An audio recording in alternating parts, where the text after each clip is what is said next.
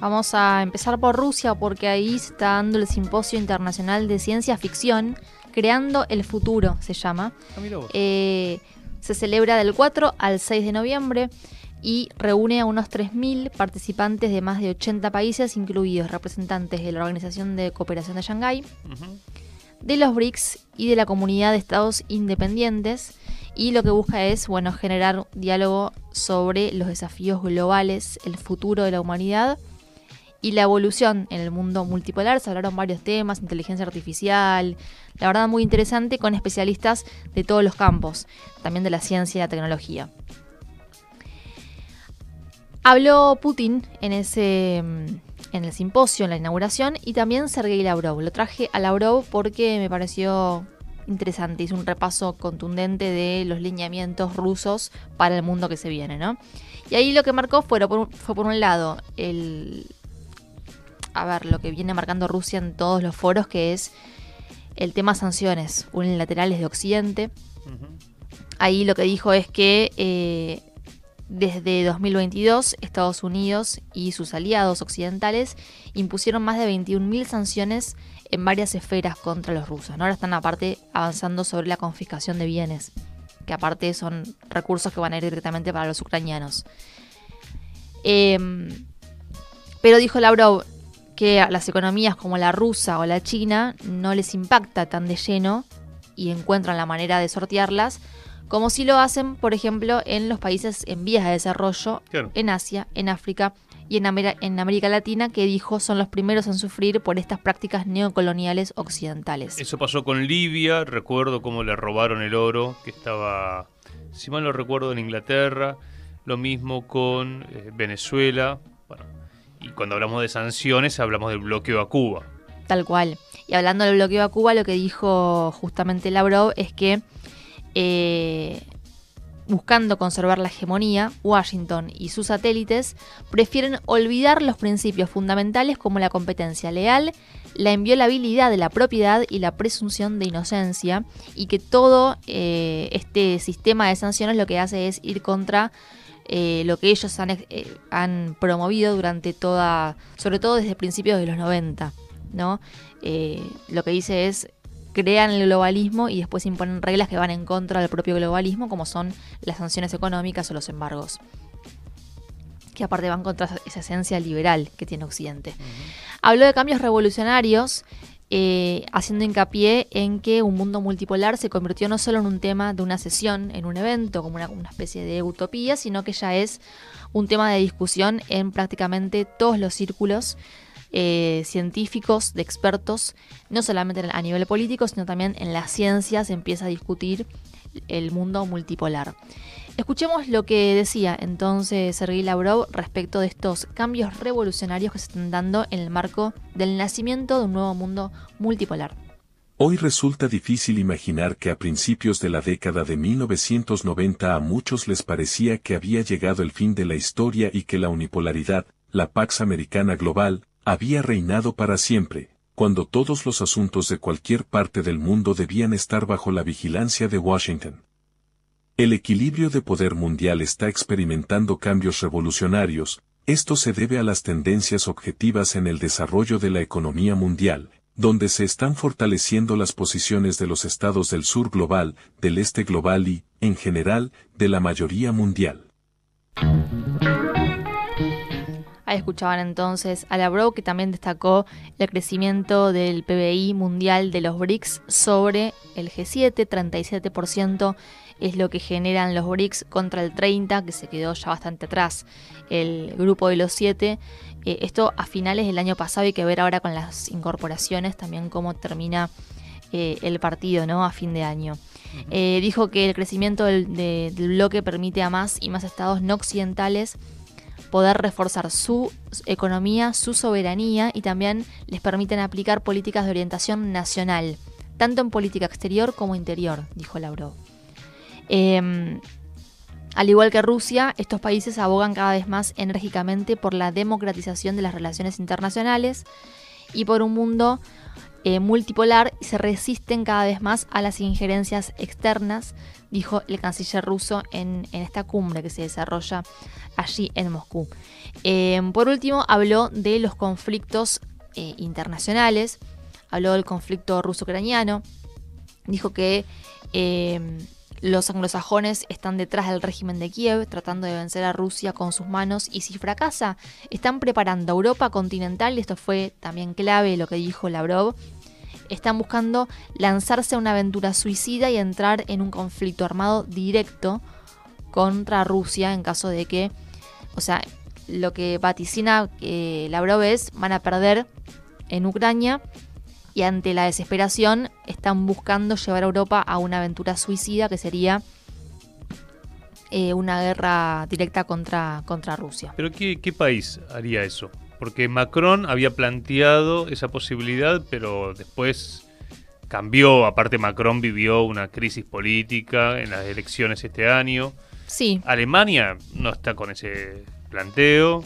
Yo creo que nadie... Él lo que dice es que, hay intereses en Ucrania que lo que buscan, si uno lee el plan de victoria por parte de Zelensky, habla de ingresar a la OTAN, de que le permitan utilizar armas de largo alcance para impactar contra territorio ruso, estamos hablando de Moscú, no sé, San Petersburgo, grandes urbes importantes, y después también el despliegue de armas nucleares en su propio territorio. Es lo que decías ayer vos, no parece posible. O sea, no, es más una bravuconada de Zelensky que algo realmente factible. Pero bueno, a eso se refieren los rusos también como una aventura suicida. Lamentablemente, las actuales élites gobernantes de muchos países europeos no ven claramente ningún futuro para sí mismas en un mundo multipolar y buscan la salvación en la hegemonía de ultramar, dijo Sergei Lavrov. Después también dijo que en Oriente Medio el conflicto que se ve allí tiene que ver con la obsesión de Occidente por controlarlo todo y a todos. Esto causa una serie de tragedias, entre ellas la intervención en Irak, la destrucción, justamente hablábamos, ¿no?, del Estado libio, ataques contra Yemen, Siria y la implicación en la guerra de la Franja de Gaza. Por último, se refirió a la caída del dólar, dijo que es inminente porque nadie quería renunciar al dólar, pero las sanciones y las imposiciones hacen que cada vez más países busquen alternativas, y ahí reivindicó esta bolsa de monedas que impulsan los BRICS y que le permiten a los distintos países del mundo poder comercializar en otras monedas que más allá del dólar, ¿no? Por ejemplo, con sus propias monedas nacionales. Hay dos artículos que nos han mandado que los vamos a estar leyendo. Uno de Guillermo Cabiasca en Noticias Pía Global, que habla sobre la cuestión financiera del BRICS, y otro de Alejandro Marcó del Pont, que escribió en rebelión.org. Fíjate qué interesante el título, prometedor. BRICS, las guerras comerciales son guerras de clase. Dice Alejandro Marcó del Pont, que lo podemos convocar, ¿no? Sí, por supuesto. Esta semana o la otra, un compañero que nos gusta escuchar como analista. Bueno, y vamos a cerrar con Venezuela. Venezuela, y vamos a venir para la región porque habló Maduro, por un lado, propuso a España ayuda en el marco de la cantidad de muertos que hay en Valencia y demás. Sí. Así que más allá de los problemas diplomáticos que hay entre ambos países, recordemos, ¿no?, que de hecho Venezuela viene denunciando que hay un intento desestabilizador con el servicio de inteligencia español involucrado, ni más ni menos. Pero bueno, a pesar de eso... Recordemos que Urrutia, el candidato a presidente de Venezuela, se fue a España. Está con asilo político allá. Pero a partir de un acuerdo entre ambos estados y que después faltó su palabra España. Exacto. Y además, se revelaron, hubo documentos que mostró el gobierno de Maduro que indicaban que habría una implicación por parte del Servicio de Inteligencia Español para colaborar con gente de la oposición, sí, que buscaba, derrocarlo directamente, ¿no? Con lo cual... El espacio de María Corina Machado. El espacio de Machado, exactamente.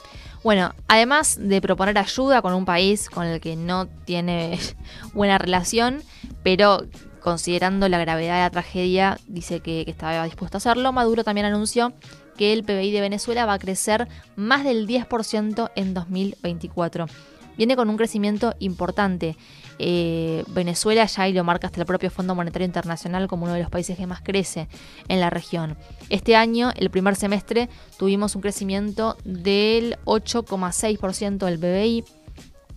Y el segundo semestre ha estado también bien caliente la economía. Hay un sobrecalentamiento de la economía, del intercambio comercial, del consumo nacional, de la actividad productiva, de las importaciones, de las exportaciones. Y bueno, y ahí comentó la proyección de que se va a superar el techo del 10% en crecimiento del Producto Bruto Interno. Hay que recordar que por el conflicto de Oriente Medio ha crecido el precio internacional del petróleo y esto beneficia a Venezuela. Exactamente. Una Venezuela que de todas maneras viene en los últimos años con un plan de dinamización de la economía para salir de la dependencia que tenían con el dólar y que bueno, era también muy proclive a sufrir las consecuencias de las sanciones, justamente porque dependían casi el 100% de ese recurso. Hoy tiene otras herramientas Venezuela que le permitieron, en realidad se hicieron porque no hubo alternativa, ¿no? Tuvieron que desarrollar otros rubros, pero hoy además empieza a haber un consumo y una exportación de consumo de productos venezolanos al mundo que no son solamente petróleo crudo. Vamos a escuchar entonces lo que decía en esta conferencia que dio el presidente venezolano Nicolás Maduro. Hemos venido recuperando nuestro país de 930 misiles que como sanciones criminales lanzaron contra la economía y la sociedad venezolana. Hemos venido recuperando el país de la conspiración permanente de la ultraderecha fascista y del imperialismo. Pero aún falta mucho por consolidar el proceso de recuperación integral del país en lo económico, en lo político, en lo social.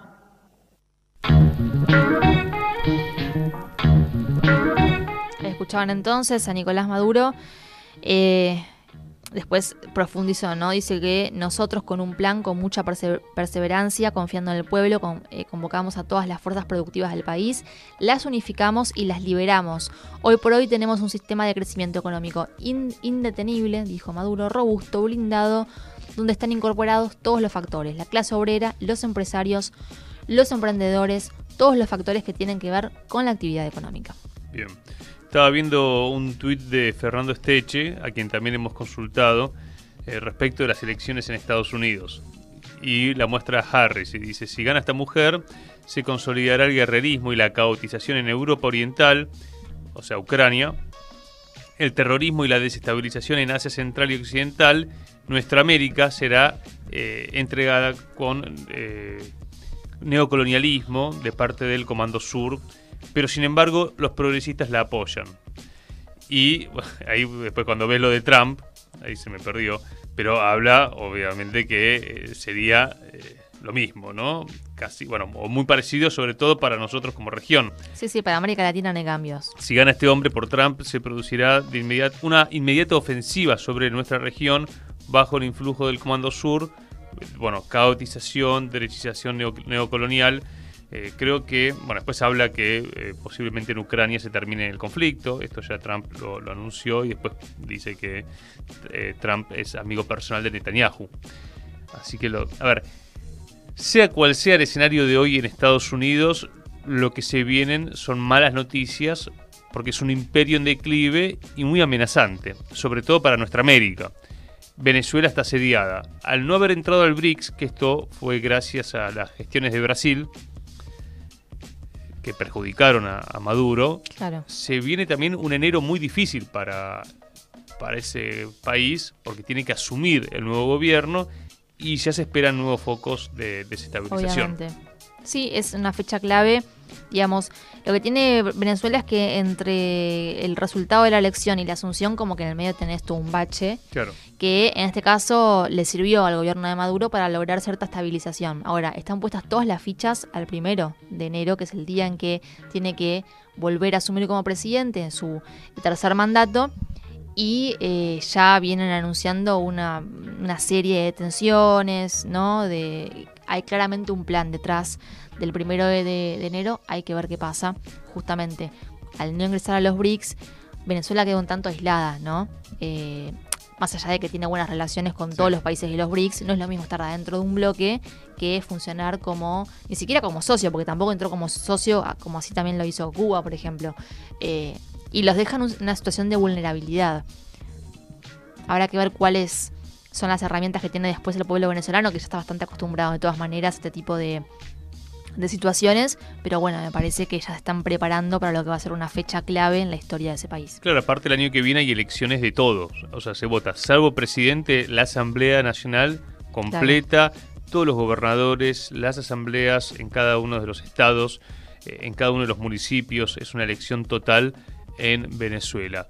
En instantes nos metemos con Bolivia, con David Ticona desde la Ciudad del Alto, y ahí es otro eje clave para América Latina, porque diríamos son de los pocos gobiernos que defienden una política de integración, de soberanía. Sí, hay que ver después, vamos a hablar con David que nos dice, porque también hay malestar por la situación económica. Claro. Creo que a Lucho Arce se le están yendo se le está yendo de las manos la situación económica, está aumentando una inflación, el país más estable en América Latina en respecto de la inflación, y ahora eso está empezando a levantar vuelo.